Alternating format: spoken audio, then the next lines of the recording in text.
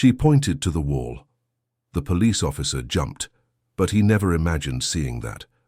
Robert Johnson was walking through the streets of the Hopeview Gardens neighborhood when he felt something different on that late afternoon. For 3 years he had worked in that part of the city and knew every corner, every resident who greeted him with a timid smile. But that day, a strange uneasiness took hold of his chest. That's when a little girl ran up to him, her brown eyes shining with held-back tears. The girl couldn't have been more than 6 years old, with curly hair tied in 2 messy braids, wearing a worn-out yellow t-shirt. "Mister, please, can you help me?" she said, pulling on the sleeve of his uniform. Robert knelt down to be at the child's level. "Of course, little one. What's your name?" "I'm Emily. Mister, there are people who need help over there." She pointed to a tall red brick wall that surrounded a vacant lot at the end of the street. "My grandma is in there." Robert's heart raced. That lot had been abandoned for years. What would an elderly lady be doing in there? "Your grandmother? How did she get in there, Emily?" "I saw a man in a suit take her. She didn't want to go, but he said it was better for everyone." The girl wiped her nose with the back of her hand. "I tried to call her, but the wall is too high." Robert looked at the nearly 10-foot-high structure. The gate was closed with a rusty padlock. "Are you sure your grandmother is in there?" "Yes, I am. She wears a blue dress with little flowers. And there are more people in there too." I heard voices. The urgency in the girl's voice made Robert make a quick decision. He placed his feet on the brick ledges and began to climb the wall, while Emily watched him anxiously. "Stay there, I'll take a look," he said, reaching the top. When Robert jumped to the other side, his feet touched a dirt floor, and he turned to observe what was in that lot. What he saw left him completely paralyzed. Scattered across the uneven yard, there were at least 20 elderly people sitting on broken plastic chairs, makeshift benches, and even on the ground on cardboard. Most seemed disoriented, some dozing under the strong afternoon sun, others staring into nothingness with empty expressions. Robert's blood ran cold in his veins. Those people were not there by their own will. Their clothes were dirty, their hair unkempt, and there was a strong smell of people who hadn't bathed in days. A white-haired lady in a blue floral print dress, certainly Emily's grandmother, was sitting in a chair near the wall. She looked up when she saw him. "Mister, have you come to get us?" she asked in a weak voice. "Grandma Dorothy," shouted Emily from the other side of the wall. "I brought help." Robert approached the lady, trying to process the surreal scene before him. "Mrs. Dorothy, how did you get here?" "My son-in-law said it was just for a few days, that I was going to a better place," she whispered, holding his hand. "But it's been over a week now. No one comes to see us. No one brings proper food. Dear listener, if you're enjoying the story, please take a moment to leave a like and especially subscribe to the channel. It really helps us who are just starting out. Now continuing." The horror of the situation began to become clearer to Robert. He looked around and saw other elderly people in similar conditions. A short gentleman with glasses was hunched over a notebook, writing something with a pen that barely worked. A lady in a green dress slept in a broken wheelchair. "Mrs. Dorothy, how long have you been here?" "I'm not sure, son. The days blend together. But that gentleman over there," she pointed to the man with the notebook, "he counts the days. He says there are 32 of us." Robert felt anger growing in his chest. How could someone abandon defenseless people like that? Who brought you here? Different families, but always the same man in the grey suit. He's polite, speaks nicely, but after he leaves us here, he disappears. Dorothy began to cry softly. "My daughter said she couldn't take care of me, that I'd be well treated here." On the other side of the wall, Emily kept calling. "Grandma, are you okay? Is the man going to get you out of there?" Robert tried to call for backup, but his radio had no signal in that area. The property was in a lower part of the neighborhood, surrounded by hills that blocked communication. As he walked among the elderly, trying to assess each one's condition, a man about 70 years old approached him. It was the man with the notebook. "Young man, are you a real police officer, or just another one of their henchmen?" he asked suspiciously. I am a police officer, yes, sir, and I came here because a little girl asked me for help. Dorothy's granddaughter. That girl is an angel. She comes here secretly almost every day, brings water and cookies for us," the man introduced himself. "I'm Walter. I was an accountant before I retired. I've been here for 2 weeks." "Mr. Walter, do you know who's behind this?" "I know a few things. I write everything down in this notebook." He showed the pages filled with numbers and names. "Families pay 5,000 reais a month to get rid of their burdensome old folks." The revelation hit Robert like a punch in the gut. "What do you mean?" "It's a business, young man. Some people don't want to bother taking care of their parents or grandparents, so they pay to make them disappear off the map. Officially, we're in private nursing homes. In practice, we're here in this human warehouse." Robert looked more closely at the group. There was a lady who seemed to be a nurse, still wearing part of her white uniform, caring for others who were more debilitated. "That's Nurse Margaret," Walter explained. "She's not here because she was abandoned. She's here because she discovered the scheme at the home where she worked and tried to report it. They said she had dementia and brought her here too." The situation was getting more and more sinister. Robert approached the nurse, who was checking a lady's blood pressure with an improvised device. "Margaret, I'm a police officer. I need to understand better what's happening here." The woman, about 55 years old, looked at him with a mix of hope and skepticism. "A real police officer, or just saying that, because people have come here pretending to be authorities?" "I really am a police officer. I came because a child brought me here." "Emily, that girl has a heart bigger than she is," Margaret sighed. "Look, I worked at Peaceful Haven Home, in the central area. I started noticing that some residents disappeared during the night. When I asked, they told me they had been transferred to other facilities. And you got suspicious." "Of course I did. So I started investigating. I discovered these elderly people were actually being taken to places like this, human warehouses scattered around the city." Robert felt anger growing inside him. "Did you try to report it?" "I tried. But when I went to report it, they told me I was showing signs of early dementia. They presented fake medical reports, removed me from work, and a week later I was here." Margaret pointed to the papers Walter kept. "He has everything written down. Names, dates, amounts." On the other side of the wall, Emily was still worried. "Mister, is it going to take much longer? It's getting dark and I have to go home." "Emily, can you wait just a little longer? It's very important." "Yes, I can, but Grandma Dorothy, are you okay?" "Yes, my dear granddaughter. Don't worry about me." Robert went back to talking with Walter about the details of the scheme. "Mr. Walter, how does it work exactly? Do the families know the elderly are being abandoned like this?" "Some know, some don't. It depends on how much they pay." Walter lowered his voice. "Those who pay more, the elderly go to better places. Those who pay less end up here. And some don't even pay, they just want to get rid of the elderly and that's it." "And who's in charge of all this?" "A businessman named Richard Blackwell. He has a front company that provides elderly care services. In reality, it's just a machine for abandoning people." The name echoed in Robert's mind. He knew Richard Blackwell from the pages of the local newspapers. The man was considered a respected entrepreneur, owner of several businesses in town. "Are you sure it's him?" "Absolutely. I overheard conversations, saw documents, and there's more. There are public officials involved too, people who take money to look the other way when complaints come up." At that moment, Robert heard the sound of a car stopping outside. Voices were approaching the gate. "Darn it, they're back," whispered Margaret. "Hide that notebook, Walter." The accountant quickly tucked the notes inside his shirt.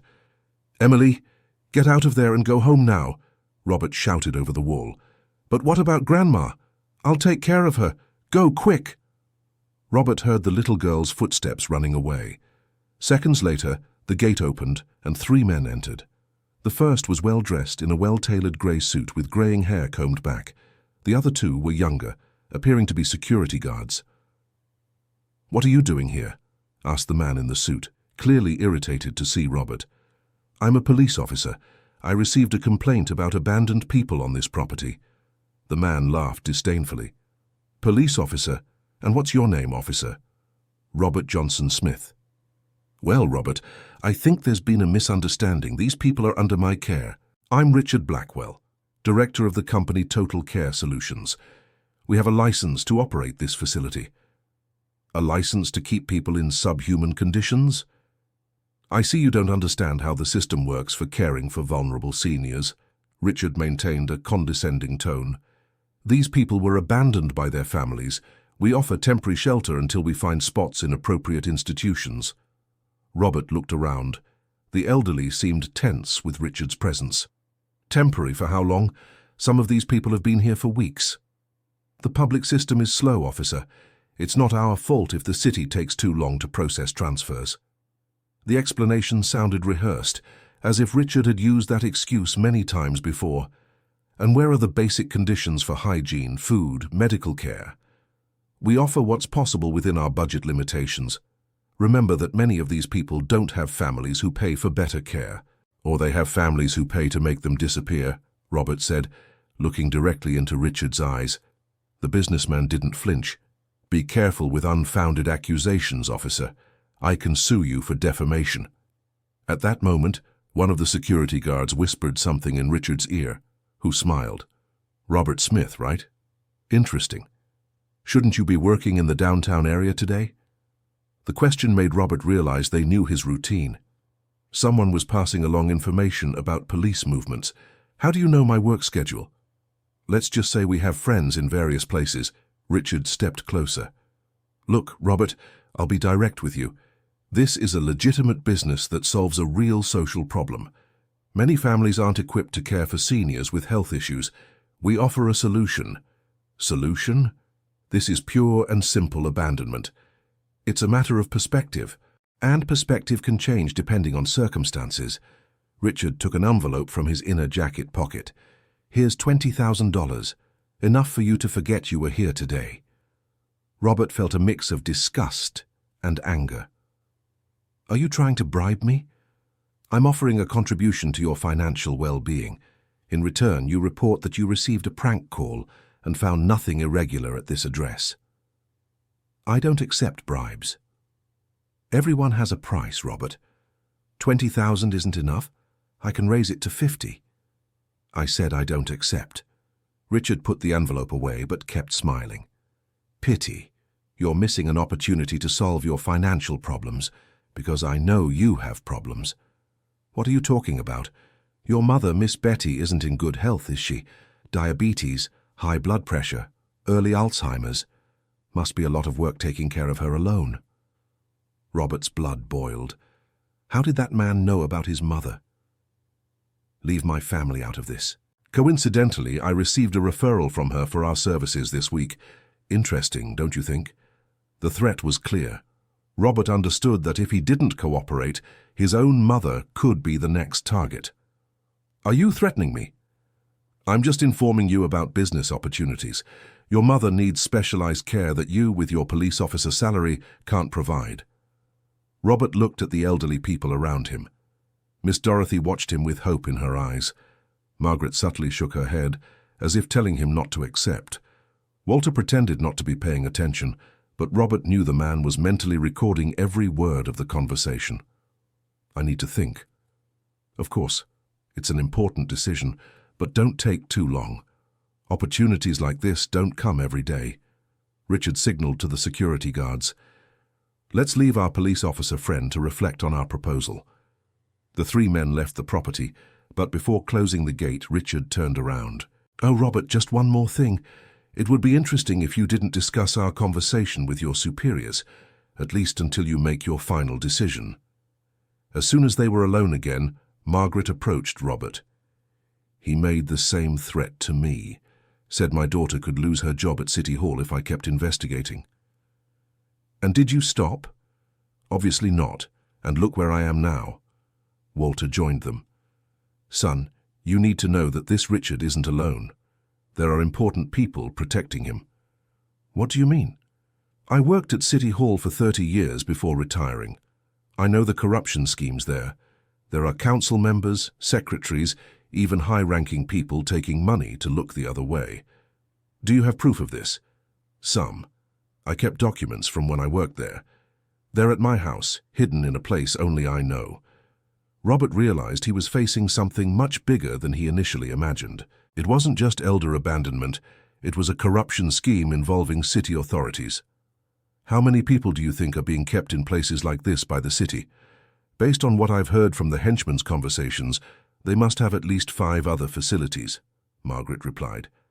And that's just in this city. The business might extend to other regions. The weight of responsibility was crushing Robert. How could a young police officer without political connections face such a large scheme? Miss Dorothy, are you sure your family knows you're here? My daughter Karen knows, yes. She's the one who signed the papers. Said she couldn't take care of me anymore, that I was too much trouble. The lady's voice was heavy with sadness. But I always took care of her when she was little, worked day and night to give her an education. And your son-in-law? Oh, Paul always thought I was a burden. Ever since he married Karen, he kept saying I should go to a home, that a house wasn't a place for sick old people. Robert felt a pain in his chest. How could children abandon their parents like this? Dear listener, if you're enjoying the story, please take a moment to like and especially subscribe to the channel. It really helps us who are just starting out now continuing. Mr. Walter, in your notebook, do you have the names of the families who brought these people? Yes, there is. And there's more. Amounts paid, dates, even document numbers. I write everything down because I know someday it'll be useful. May I see? Walter hesitated for a moment, then took the notebook from inside his shirt. If something happens to me, do you promise you'll use this information to help these people? I promise. Robert flipped through the pages and was impressed by the precision of the notes. Walter had recorded not just names and dates, but also conversations he'd overheard, descriptions of the men who came to pick up the elderly, even details about the cars used. Mr. Walter, this information is explosive. With this, we can dismantle the whole scheme. I know that's why I'm keeping it all, but it needs to be used the right way, otherwise they'll find a way to make this evidence disappear, and us along with it. What are you suggesting? That we find a way to make this public. Press, social media, something they can't control. Margaret agreed. Walter is right. If you take this through official channels, they'll find a way to cover it up. Important people are involved. Robert was considering the options when he heard the sound of a car arriving again. This time, it seemed to be several cars. They're back, whispered Margaret. And they brought more people, added Walter, peeking through a crack in the wall. Robert positioned himself to protect the more fragile elderly. The gate opened and 5 men entered, including Richard. One of them was wearing a suit even more expensive than the businessman's, and Robert recognized the face from the newspapers. It was Councilman William Parker, known for his campaigns in favor of elderly rights. Good evening, Officer Smith, said the councilman with a political smile. I heard there was a misunderstanding here today. There was no misunderstanding. People are being kept in degrading conditions at this location. Well, that's a matter of interpretation. These people are under temporary care while awaiting spots in the public assistance system. Temporary care, they've been abandoned here for weeks. The public system is deficient, officer. We offer an alternative while the bureaucracy sorts out the legal matters. Robert realized he was getting the same rehearsed explanation Richard had given. And you authorize this type of operation? I support all initiatives that help solve the problem of abandoned elderly in our city. Mr. Richard Blackwell is an entrepreneur committed to social causes. The hypocrisy was nauseating. Robert looked at Grandma Dorothy, who had lowered her head in shame. Councilman, would you like to take a look at the conditions these people are living in? I already see. Within budgetary limitations, they are receiving basic care. Basic care? They barely have enough drinking water. As I said, budgetary limitations, but the important thing is, they're not on the streets. The councilman approached Robert. Officer Smith, I'd like to have a private conversation with you. The two moved slightly away from the group. Robert? May I call you Robert? I know your background. Dedicated officer, upstanding, concerned about the community. Exactly the type of person our administration values. Where are you going with this? We're planning a reform in the community policing department. We need someone young, idealistic, to lead a new unit specialized in protecting vulnerable groups. The offer sounded too tempting to be sincere. And what exactly would my role be? Coordinate prevention actions, train other officers, work directly with the community. It would be a significant promotion, Robert, with a corresponding pay raise. In exchange for what? In exchange for you understanding that appearances don't always match reality. This place might seem unsuitable to those seeing it for the first time, but it's within the law and offers a solution to a real problem. Robert understood he was being bought off again, only this time with a more sophisticated offer. I need to think. Of course. But remember that opportunities for professional growth don't come every day. And also remember that your mother needs care, that your current salary doesn't allow you to provide. The mention of his mother again made Robert feel a wave of anger. My mother is well taken care of. For now. But we know she's been getting worse. Uncontrolled diabetes, high blood pressure, some episodes of mental confusion. It must be very hard for you to work peacefully, knowing she could have an emergency at any moment. How do you know all this? Robert, we know because we care about our employees, and we want to help you. With the new salary, you could hire specialized caregivers for her. And if I refuse the offer, why would you refuse? It's an opportunity for professional growth and a better life for you and your family. The councilman avoided answering directly, but the threat was implied. How long do I have to decide? Until tomorrow at the end of the day. The department reform will be announced this week, and we need to define the coordinator's name. At that moment, one of the security guards approached the councilman and whispered something in his ear. The politician seemed annoyed. It seems we have a small problem. A child is outside telling the neighbors that there are people trapped in here. Robert immediately knew it was Emily. The girl had come back and was trying to get help. Richard, have your men handle this discreetly, ordered the councilman. Don't touch the girl. Robert positioned himself between them and the gate. Nobody is going to hurt the child, Robert. We'll just talk to her and explain that there was a misunderstanding. I'll talk to her. No, I think it's better that our people handle this. They're specialized in public relations. Robert knew he couldn't leave Emily in the hands of those men. The girl was the only outside witness to what was happening there. If you touch her, I'm going to make a lot of noise. Robert, you're complicating a situation that could be easily resolved. The councilman lost his friendly tone. Accept our proposal, and everyone wins. And if I don't accept, then you'll find out how difficult life can be for a police officer who doesn't have support from his superiors. The threat was now explicit. Robert understood he was alone against a scheme that had tentacles in various spheres of public power. Outside, Emily's voice grew louder, attracting more people's attention. Robert could hear other voices joining hers. It seems your little friend is managing to attract an audience, said Richard irritably. Better to resolve this quickly. The councilman was visibly nervous. Let me talk to her, insisted Robert. No, Robert. You've already caused enough problems for today.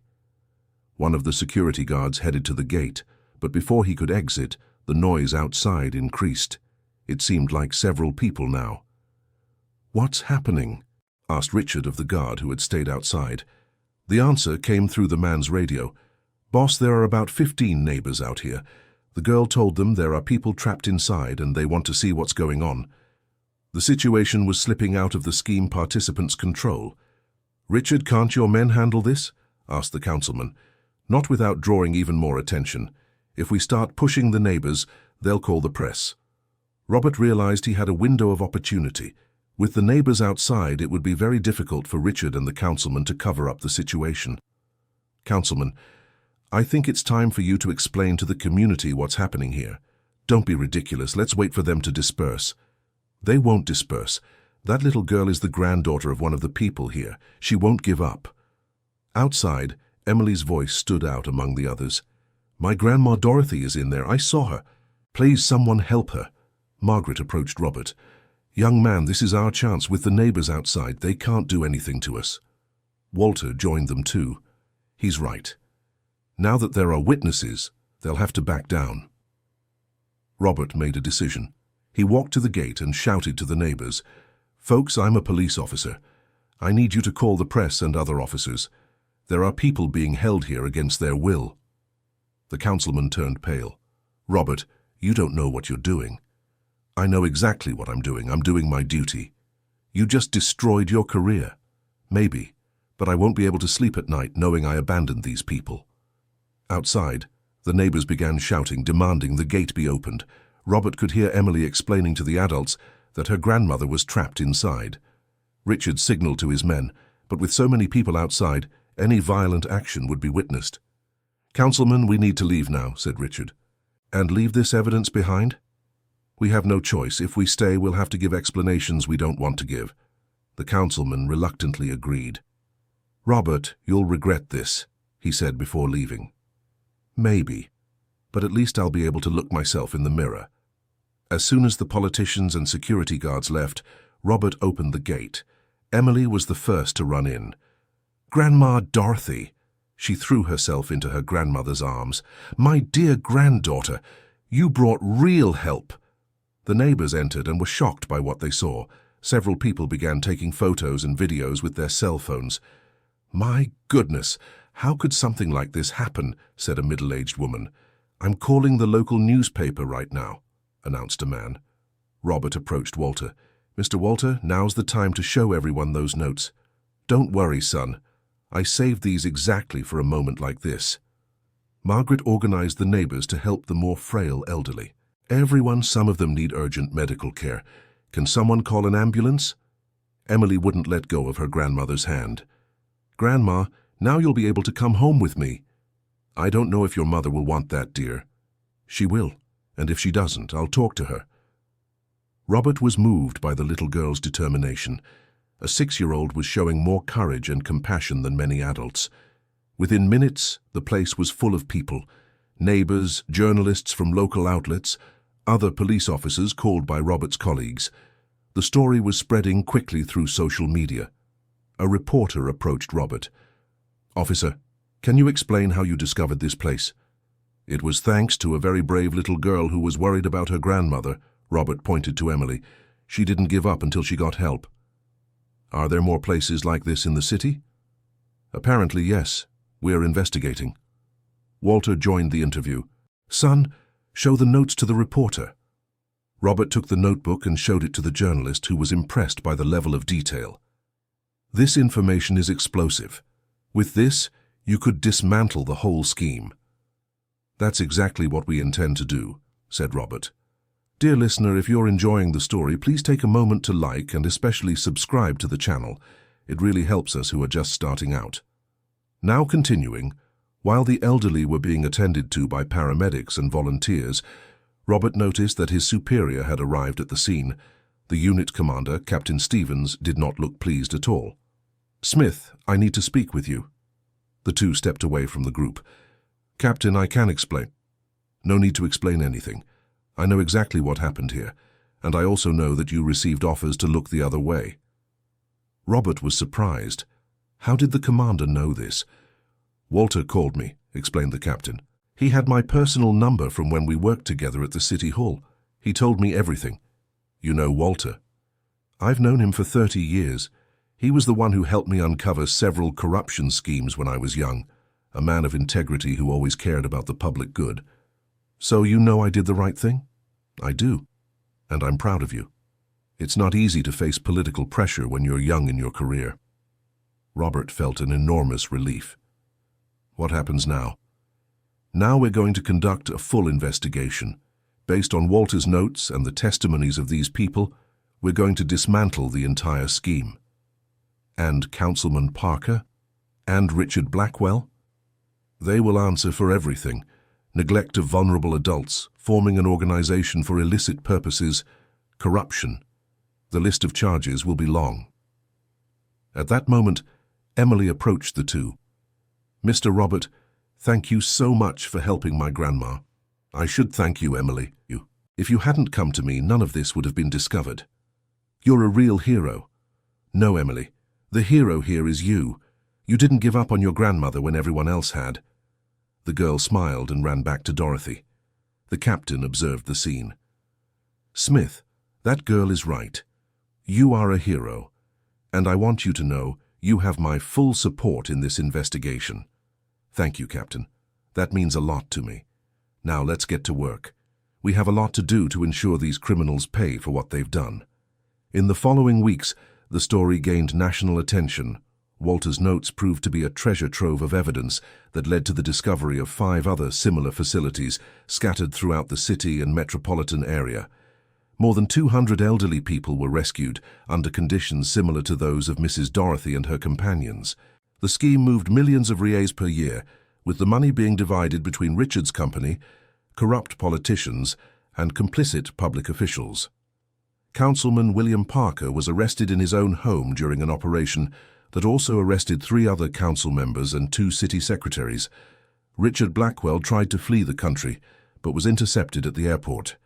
Mrs. Dorothy returned home with Emily, but the family situation remained complicated.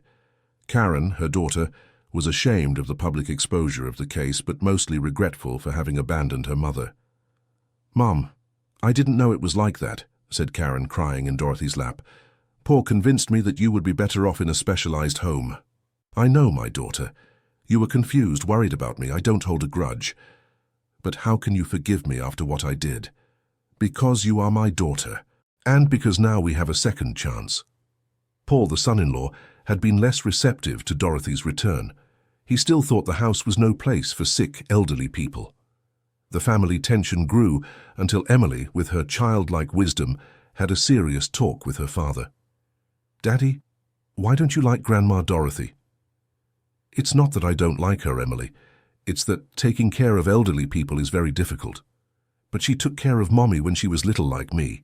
Why can't Mommy take care of her now?" The simplicity of the question left Paul speechless. How do you explain to a 6-year-old that some adults simply don't want to be bothered with life's responsibilities? "It's complicated, sweetheart." "It's not complicated at all, Daddy.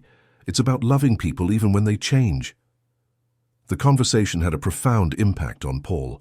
He began to rethink his attitudes, especially after seeing how Emily tenderly cared for her grandmother every day. Robert, in turn, became a national reference in elderly protection cases. He received invitations to give lectures, appear on television programs, and even write a book about his experience. But what made him proudest was seeing the transformation that happened in his own family. His mother, Betty, had significantly recovered with the new treatments he could afford thanks to the promotion he received for his role in the case. "Son, I'm so proud of you," Betty said one Sunday during lunch together. "Thank you, Mom, but you're the one who taught me to do the right thing. I just planted the seed. You're the one who made it grow." Robert smiled, remembering how afraid he'd been that his mother might become a target of Richard Blackwell's scheme. Now she was safe, well cared for, and he knew he'd never allow anyone to threaten his family again. Margaret, the nurse who'd been locked in the storage room for trying to report the scheme, returned to work at a charity that cared for abandoned elderly people. She became a fierce advocate for seniors' rights and one of the key witnesses in the trial of those involved. "Robert, you didn't just save those people from the property, you also saved my professional dignity," she said during one of the court hearings. "Margaret, you were already doing the right thing before I came along. I just helped bring visibility to your work. Still, thank you. You restored my hope that there are still good people in this world." Walter, the meticulous accountant, became something of a local celebrity. His detailed notes were crucial not only in dismantling the elder abandonment scheme, but also other corruption networks uncovered during the investigation. "Young man, I've spent my whole life crunching numbers for others. I never imagined my final contribution would be making justice add up," he told Robert during a visit. "Walter, you saved many lives with those notes." "No, Robert, you and that brave girl did the saving. I just did my usual job, writing everything down properly." Emily became a local celebrity in her own right. Her story inspired awareness campaigns about seniors' rights and the importance of reporting abuse. Several schools invited her to share her story with other children. Always accompanied by Dorothy, Emily spoke with the natural ease of a child about how important it is to care for the people we love. "When you see someone needing help, don't be afraid to ask adults for help," she said during a school presentation. And if the adults don't listen, find other adults until someone listens. Emily, weren't you scared to talk to the police officer? One child asked. Yes, I was, but I was more worried about my grandma than about being scared. When you truly love someone, you become brave. Dorothy always got emotional hearing her granddaughter speak. The girl had matured greatly through the whole experience but maintained her sweet, caring nature. Grandma, are you okay? Emily asked after the presentation, noticing Dorothy's tear-filled eyes. I'm wonderful, my dear granddaughter. I'm just so proud of you. Why? Because you taught me that it's never too late to start over, and that no matter how old we are, we can always learn about courage from a child. The relationship between Karen and her mother Dorothy also grew stronger over time. Karen enrolled in a course about elderly care and began to better understand her mother's needs. Mom, I want to learn how to take proper care of you, Karen said one afternoon. My dear, you already take good care of me. No, Mom, I was just doing my duty. Now I want to care with love, like Emily does. Emily really is special. She is. And she taught me that loving isn't just when it's easy, it's especially when it's difficult. Dorothy held her daughter's hand. You've always been a good daughter, Karen. You were just lost for a while.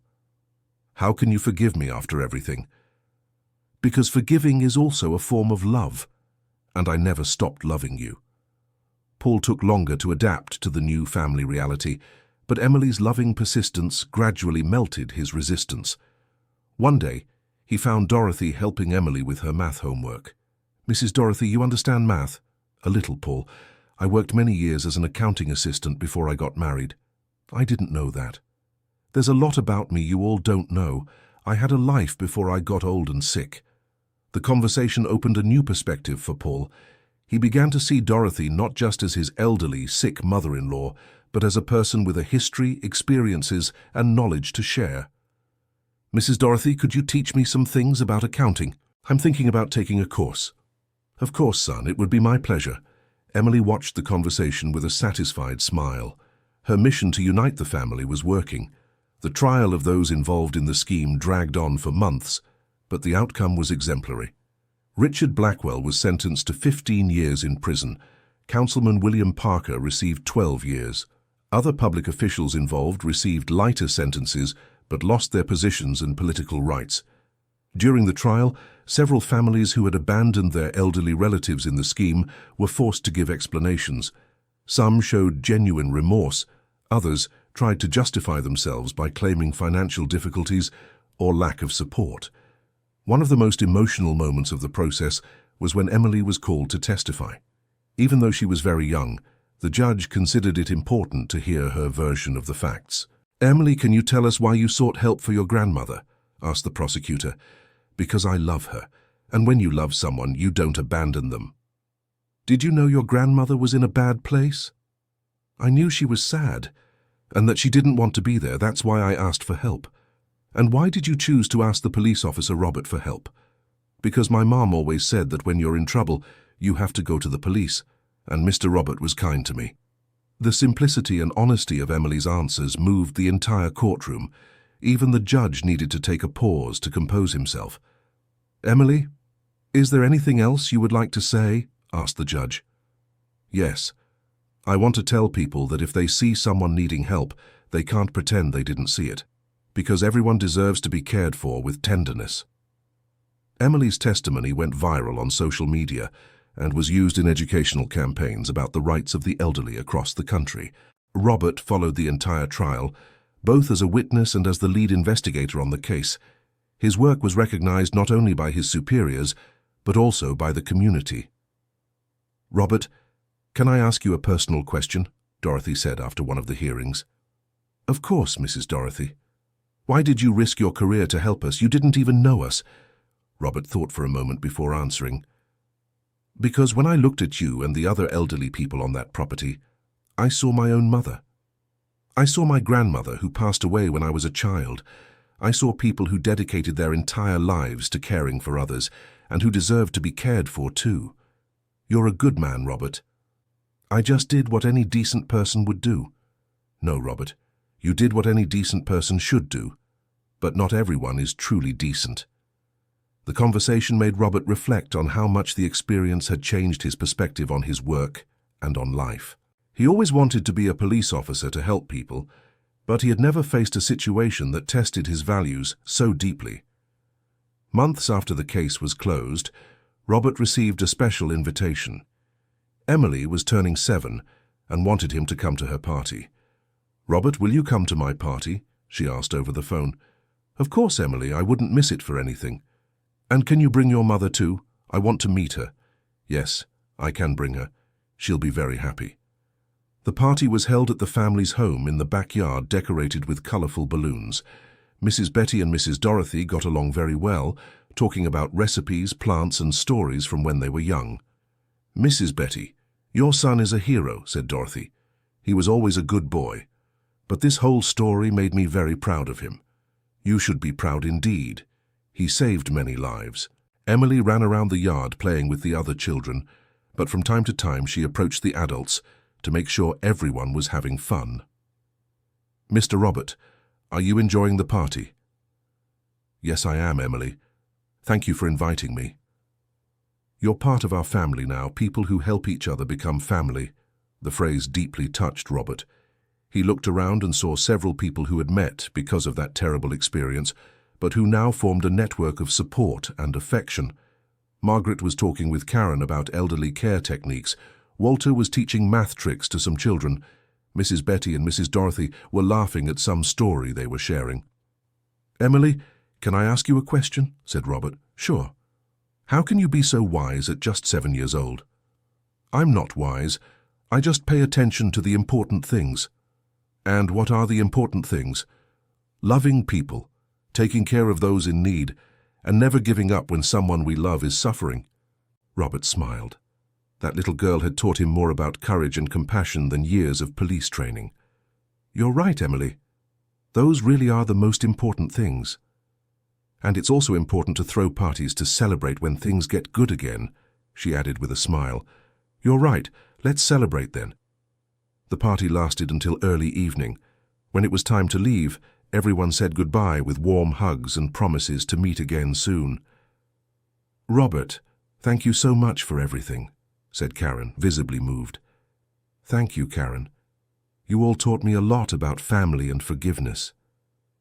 "Emily taught all of us." She looked at her daughter, who was sleeping in Dorothy's lap. "She showed us what really matters in life," Robert agreed. That little girl had been the catalyst for a transformation that changed the lives of dozens of people.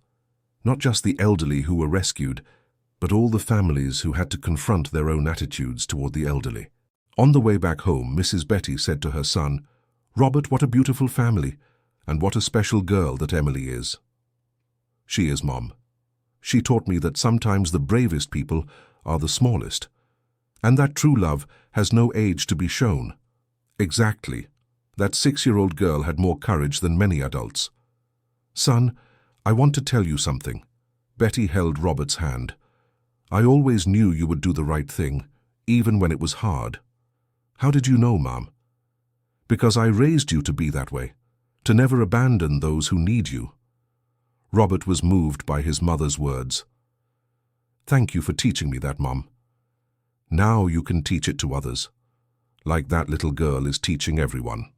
In the following months, Robert developed an educational project about elder protection that was implemented in schools throughout the region.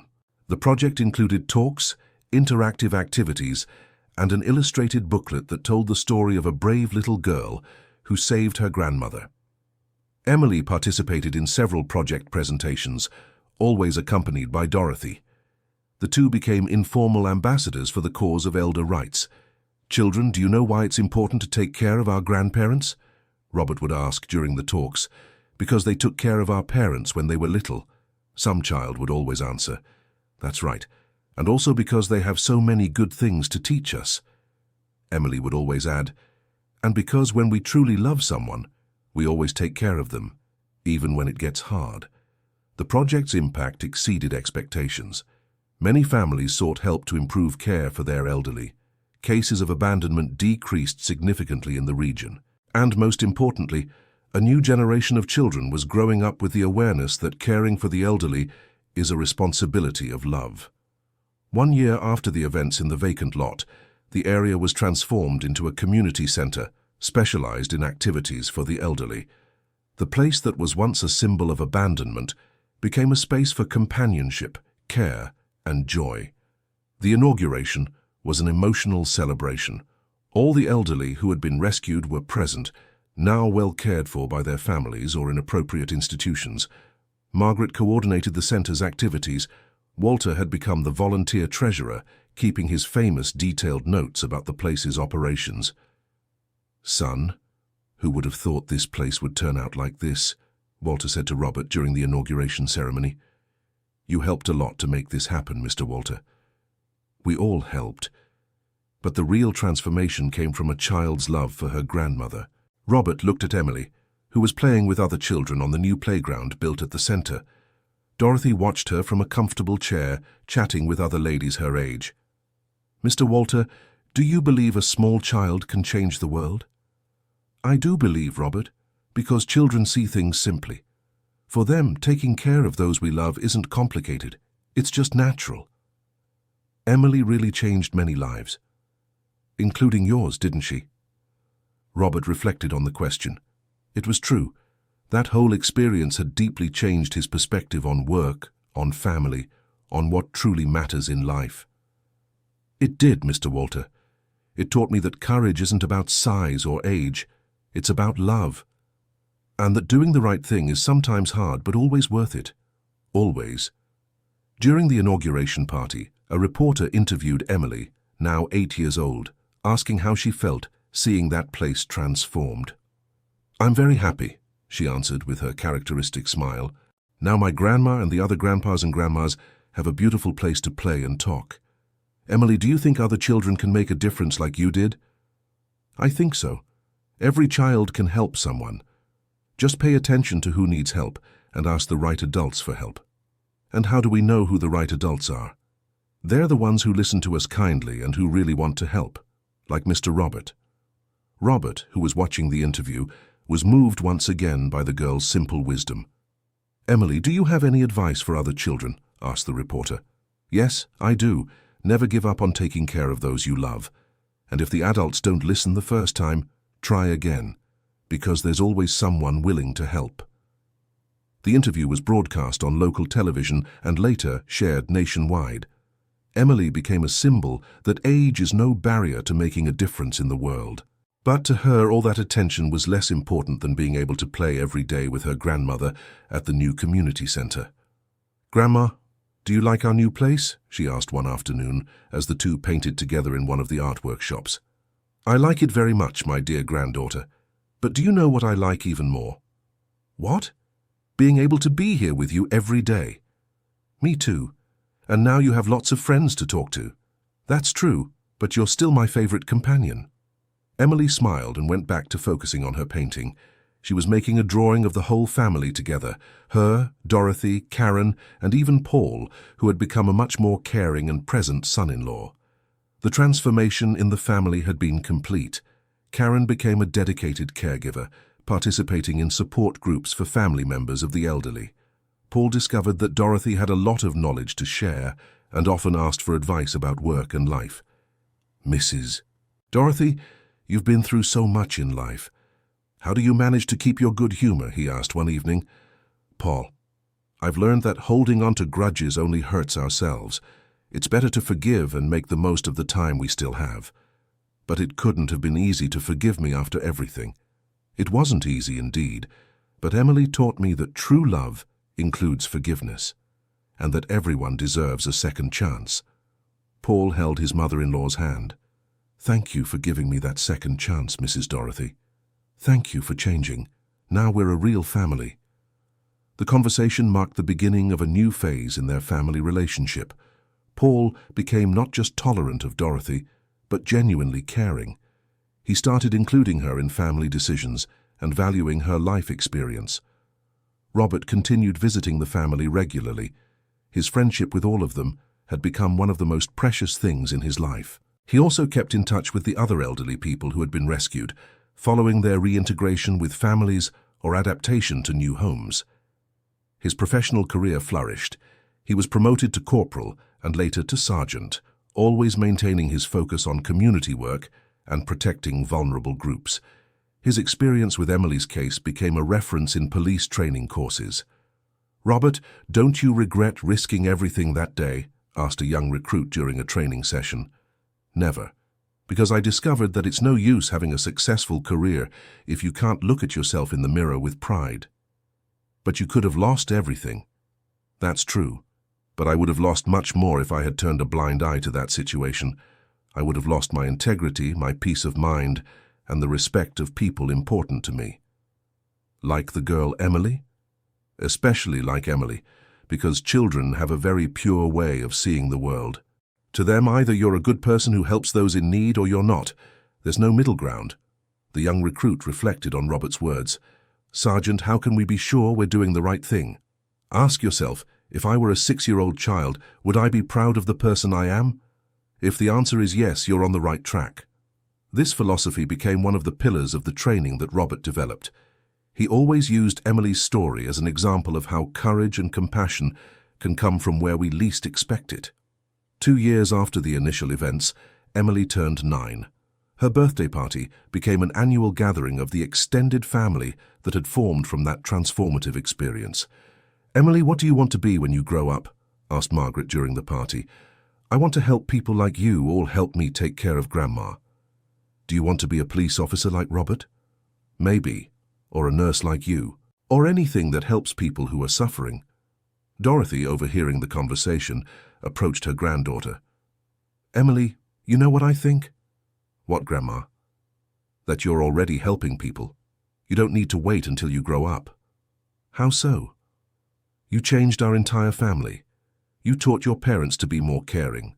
You taught Robert to be even braver. You taught Margaret that it was worth continuing to fight. And you taught me that it's worth living each day with joy."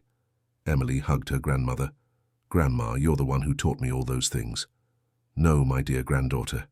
You had all that inside your little heart. I just learned by watching you." The conversation was heard by everyone at the party, who were moved by the display of love between the two. Robert approached them. "Mrs. Dorothy, can I say something?" "Of course, son. You know that Emily saved you that day. But I think you saved Emily too." "How so?"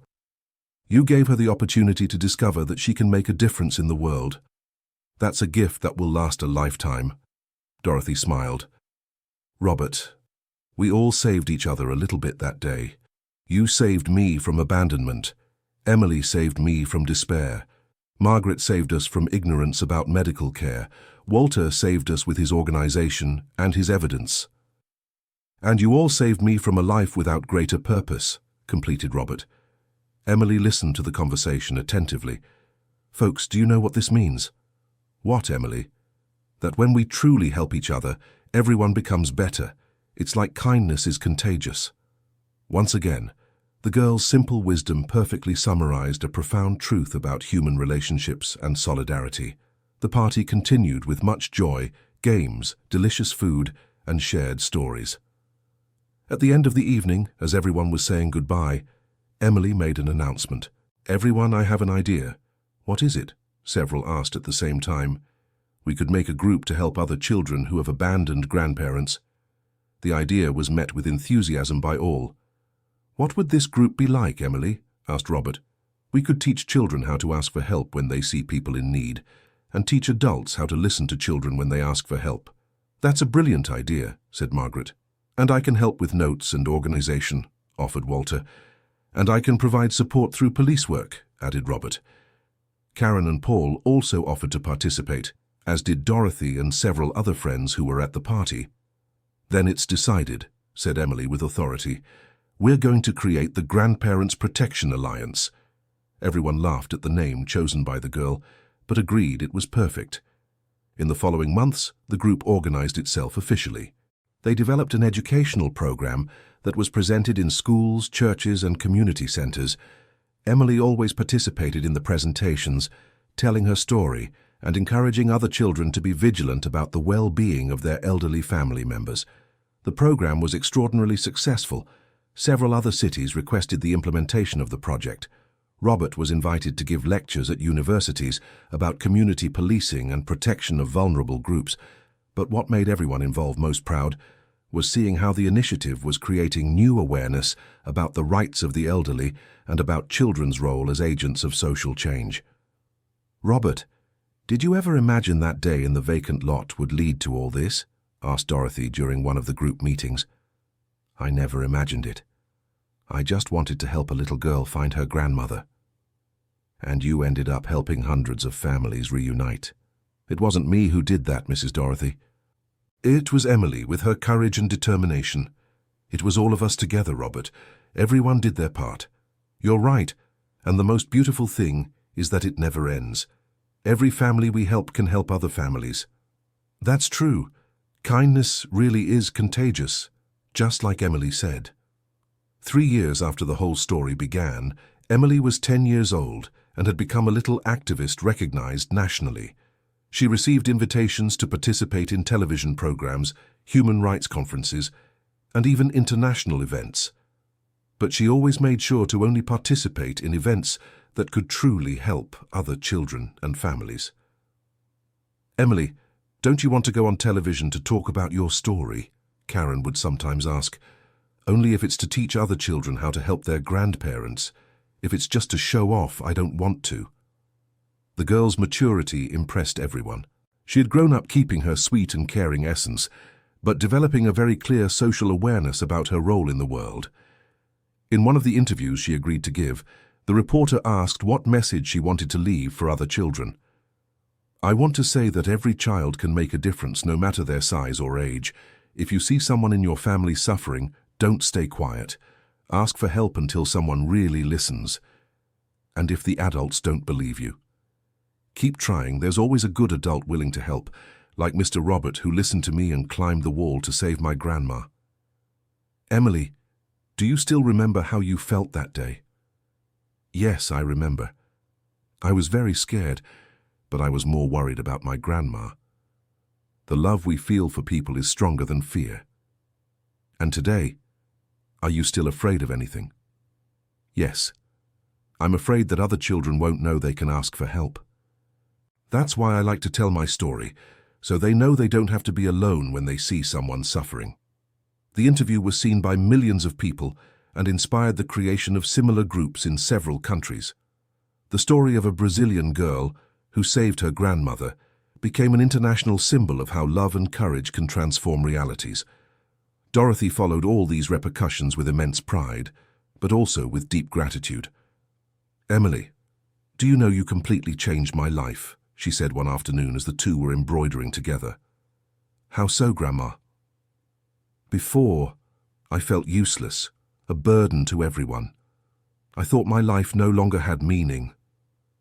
And now I know I still have so much love to give and so much to teach. You showed me that being old doesn't mean being disposable. Grandma, you were never disposable. You've always been the most important person in the world to me. And you're the most important person in the world to me, my brave little granddaughter." The two continued embroidering in comfortable silence, each lost in their thoughts about the extraordinary journey they had lived through together. Robert continued visiting them regularly, and his own life had been deeply enriched by that experience. He married a social worker he met during one of the educational projects, and the two dedicated much of their free time to volunteer work with families in vulnerable situations. "Robert, do you think Emily understands the dimension of what she did?" asked his wife Sarah after visiting family. "I think she understands in her own way. To her it wasn't anything extraordinary. It was just love in action. Maybe that's exactly what made it all so special, the simplicity and purity of the motivation." "Exactly. She wasn't trying to be a heroine. She was just trying to take care of those she loves, and she ended up showing all of us how true love works," Robert agreed. That experience had redefined his understanding of courage, family, life purpose, and social impact. Margaret, in turn, had become the director of a network of elderly care centers that followed the highest standards of quality and humanization. She always credits Emily for giving her the strength to keep fighting for the rights of the elderly. "Emily, do you know you're the one who taught me to never give up?" said Margaret during one of the group meetings. What do you mean, Aunt Margaret? When I was stuck in that situation, thinking no one would believe me, you showed me it's always worth fighting for what's right. But you were already fighting before you met me. I was, but I was discouraged. You gave me back hope. And you taught me to take better care of my grandma, so we helped each other. Once again, Emily's simplicity captured the essence of relationships based on mutual solidarity. Walter, now 75 years old, kept his meticulous notes on all the group's activities. He had become a sort of official historian of the movement, documenting every case resolved, every family reunited, every child who learned to be a protector of their elderly relatives. "Mr. Walter, how many families has our group helped so far?" asked Emily at a meeting. "According to my notes, directly we've helped 417 families. Indirectly, through educational programs, we estimate we've reached over 50,000 people." "Wow, that's so many people." "Yes, it is. And it all started with a brave little girl who didn't abandon her grandmother." Emily smiled, but soon became thoughtful. "Mr. Walter, does that mean there are still lots of people needing help?" "Unfortunately, yes, Emily. There will always be people needing help." "Then we can never stop working, right?"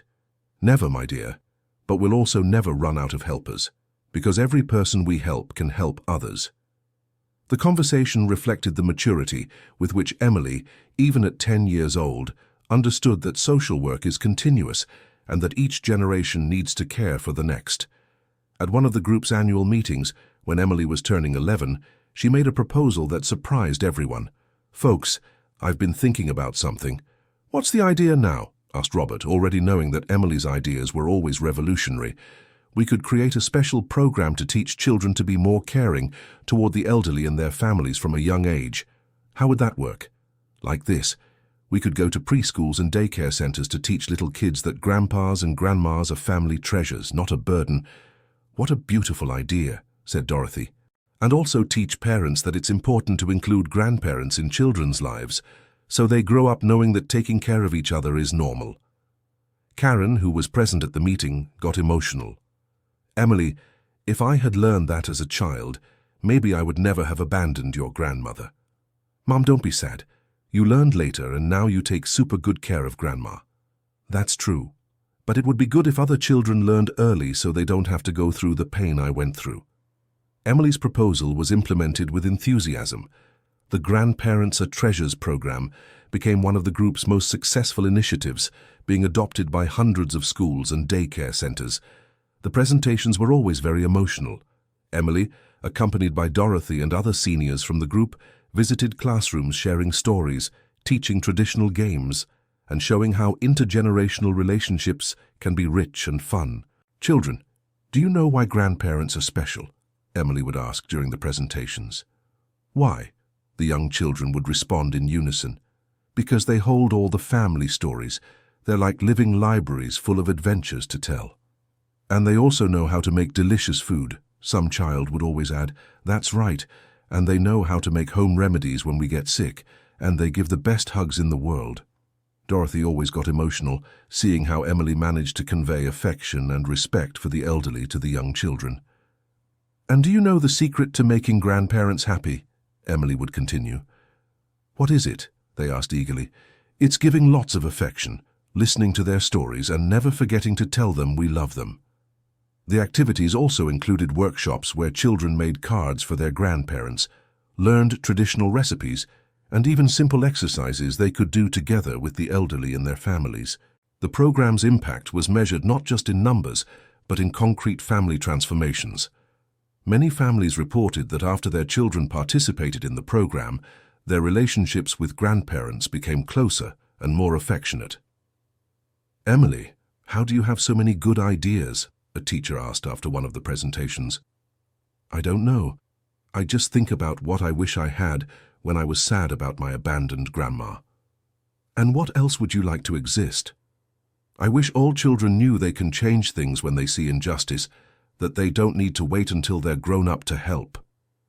The response generated deep reflection among the educators present. Emily was suggesting an educational model that empowered children as agents of social transformation from a very young age. This concept was developed into another educational program, Little Changemakers. The idea was to teach children of different ages to identify situations of injustice or suffering in their communities and to find appropriate ways to help. Robert, don't you think we're putting too much responsibility on the children? Sarah asked during the program planning. I don't think so. Emily taught me that children naturally want to help. We're just giving them tools to do it safely and effectively. And we're also teaching them they're not alone, Margaret added, that there are always adults willing to support them. The program was first tested in some local schools, and the results were surprising. Children began identifying and reporting situations of bullying, animal abandonment, lonely seniors in the neighborhood, families in need, among other social issues. But most importantly, they learned to seek appropriate help instead of trying to solve everything by themselves. Aunt Emily, I told my teacher that my classmate's grandpa is always alone, and she called his family, reported a 7-year-old girl during an activity. That's wonderful. And what happened? Now his family visits more often, and he even came to school to tell stories to our class. Did you see how a small action can make a big difference? Yes, and now I always pay attention to see if someone needs help. These stories multiplied week after week, proving that the educational model created from Emily's experience was truly transforming entire communities. 5 years after the journey began, when Emily turned 12, she had become an articulate and aware teenager, but maintained the sweet and caring essence that had characterized her since childhood. Her 12th birthday party was an even bigger celebration, with hundreds of people whose lives had been touched by the programs developed by the group in attendance. Emily, looking back, would you change anything about what happened? Asked a journalist documenting the movement's journey. I wouldn't change anything we did to help people, but I wish my grandma hadn't gone through that suffering on the lot. But if she hadn't gone through that, you wouldn't have uncovered the scheme and helped so many others. That's true. Sometimes bad things happen, so we can do good things later. But I'd still prefer that no one had to suffer. The response showed how Emily had developed a complex understanding of justice, suffering, and social transformation without losing her fundamental compassion. And what are your plans for the future? I want to keep studying so I can help even more people, and I want the programs we created to keep running even when I grow up. Have you thought about what profession you'll pursue? I don't know yet, but I know I want to do something that protects vulnerable people. It could be as a police officer like Robert, or a nurse like Margaret, or a social worker like Sarah. Is helping people the most important thing? The most important thing is never forgetting that we're all responsible for each other, especially for the most fragile. The interview circulated widely and solidified Emily's reputation as a young leader in the making, one who maintained the core values that had motivated her from the start. Dorothy, now 78 years old, watched her granddaughter's growth with a pride that overflowed in every conversation. Emily, do you know you saved me twice? She said one afternoon at the community center. How do you mean, Grandma? The first time was when you got me out of that awful lot. The second was when you showed me my life still had so much value. Grandma, you're the one who taught me that we must never give up on the people we love. And you taught me that loving sometimes means being brave and facing difficult situations. We taught each other a lot, didn't we, Grandma? We did. And the most beautiful part is that these lessons are being passed on to thousands of others. Emily looked around the community center, seeing elderly people chatting, children playing, families gathering, and educational activities taking place. Grandma, do you think those bad men understood they did wrong things? I don't know, my dear. I hope so. I hope one day they understand that abandoning defenseless people is one of the worst things anyone can do. And have you managed to forgive them? Dorothy thought for a moment. I'm still learning to forgive, Emily. It's a difficult process, but I know holding on to anger only hurts me. You're very wise, Grandma. No, my dear granddaughter, I'm just learning to be wise by watching you. The conversation between grandmother and granddaughter illustrated how the traumatic experience had transformed into personal growth and shared wisdom. Robert, who had followed the entire evolution of the case over the years, often reflected on how an ordinary afternoon had turned into the most meaningful experience of his career and personal life. "Sarah, do you think I'd be the same person today if I hadn't met Emily that day?" he asked his wife. "I'm sure you wouldn't. That experience taught you things no police training could ever teach." "Like what?" "Like how true courage sometimes comes from the people we least expect. Like how doing the right thing sometimes requires sacrificing important things. Like how a single act of compassion can have consequences that spread for generations. And how children can be our best teachers about humanity." Exactly. Emily taught you that community policing isn't just about techniques and procedures, it's about human connection and social responsibility. Robert agreed. His approach to police work had been completely transformed by the experience. He became known for his ability to listen, especially to children and the elderly, and for his skill in finding creative solutions to complex social problems. Margaret had also been deeply impacted by the experience. Her network of elderly care centers became a national reference, but she always credits the success to the values learned by observing the relationship between Emily and Dorothy. "What I learned from them is that caring isn't just about medical procedures or nursing techniques," she said during a conference on geriatric care. "It's about seeing each elderly person as someone who has a unique story, who deserves respect and affection." "How do you apply that in practice?" asked an attendee.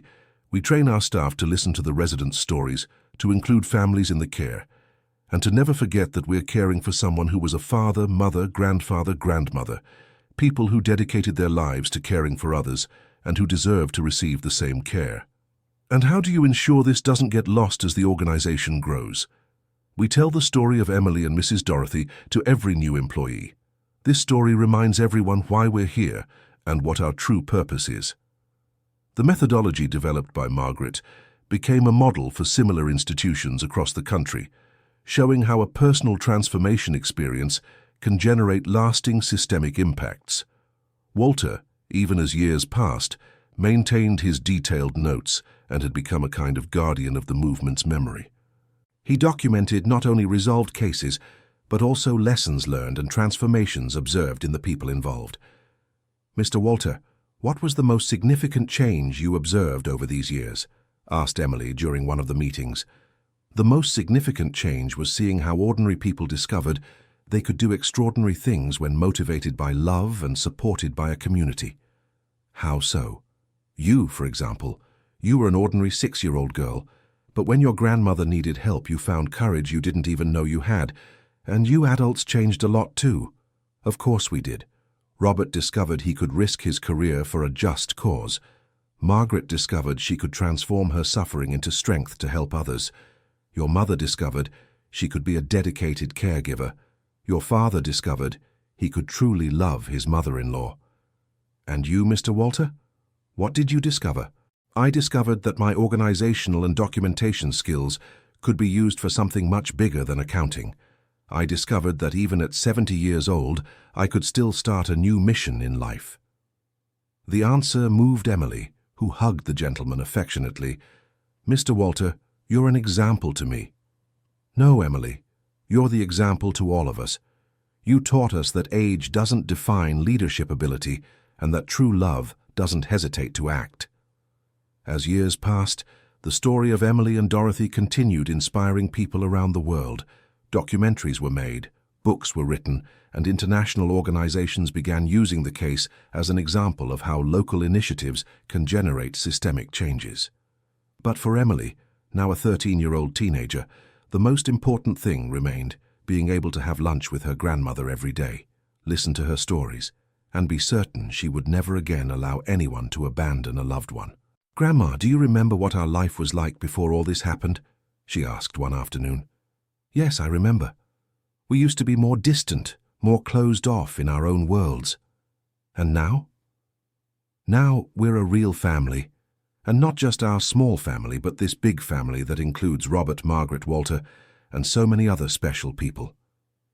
"It's true. We created a chosen family, right?" "Exactly. A family united not by blood, but by love and the willingness to care for one another." Emily smiled, looking through the window of the community center where so many other families were living similar moments. "Grandma, do you know what I find most beautiful about our whole story? What, my dear granddaughter? That we proved it's never too late for things to get better, and that it's never too early for someone to make a difference. Dorothy held her granddaughter's hands. Emily, do you want to know what's most beautiful to me? I do. It's knowing that you'll keep caring for people when I'm no longer here, and that you'll teach other children to be brave like you were. Grandma, don't say that. You'll be with me for a long time yet. I will, my dear. But my time will come one day. And when it does, I'll leave knowing you've learned that loving means never abandoning those who need us. Emily became emotional, but understood her grandmother was talking about legacy and continuity, not an immediate goodbye. Grandma, I promise I'll keep caring for people, and I'll teach my children to do the same. And so our love story will pass from generation to generation. Forever. Forever. The two remained silent for a few moments, watching the activity in the community center that had been born from the place where a family tragedy had almost occurred. Robert arrived for his weekly visit and found them embracing, contemplating their surroundings. May I ask what you're thinking about? He asked.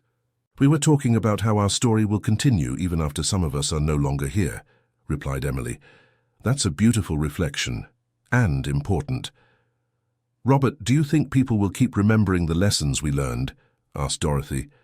I'm sure they will, Mrs. Dorothy, because these lessons are being lived by thousands of families every day. They're being taught to thousands of children. They're being applied by hundreds of professionals who work with the elderly. And because they're simple but true lessons, added Emily, to love, to care, to never give up on people. That will never go out of style. Robert smiled. Emily, you continue to amaze me with your wisdom. I learned everything from you all, and especially from my grandma. Dorothy became emotional. No, my dear granddaughter, we learned from each other, and the most beautiful part is that this learning never stops. The conversation perfectly captured the spirit of their entire journey. Mutual transformation based on love, care, and shared responsibility. As the sun set that day, the three friends continued talking about dreams, plans, and how every small act of kindness can multiply in unimaginable ways. Emily, looking toward the future, knew she would forever carry the lessons learned from that transformative experience. She also knew she would dedicate her life to helping others discover the power of love in action. Dorothy, looking at her granddaughter, felt complete. Her life had gained new meaning, and she had discovered that being a grandmother could be her most important contribution to the world. Robert, watching them both, felt deep gratitude for having had the opportunity to be part of that extraordinary story that began with a girl pointing at a wall and a police officer willing to listen and act. And so, as night fell over the city, three lives that had become intertwined by chance continued weaving a story of love, courage, and transformation that would echo through many generations. End of the story. Now tell me, what did you think of this heartwarming story? Do you think Emily did the right thing by not giving up on her grandmother? Share your thoughts in the comments and let us know if you also have a special story with your grandparents. Don't forget to leave your like and subscribe to the channel so you don't miss other stories that touch the heart. Your participation is very important to us.